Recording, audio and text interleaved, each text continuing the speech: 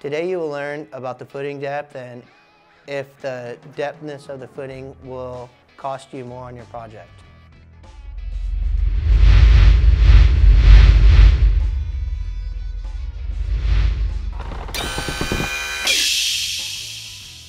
Typically on a foundation repair project, normal footing looks about 24 inches, about 2 feet or less.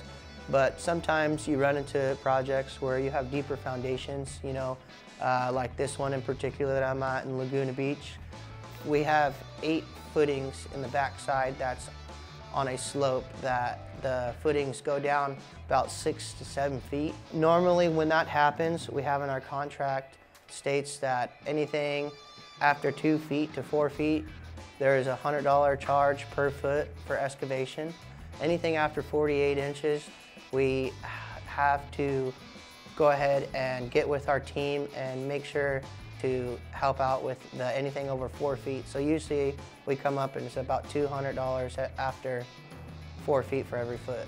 Thank you for tuning in, and if you'd like to learn more or have any questions, go ahead and visit our website and we'd like to answer any questions you have.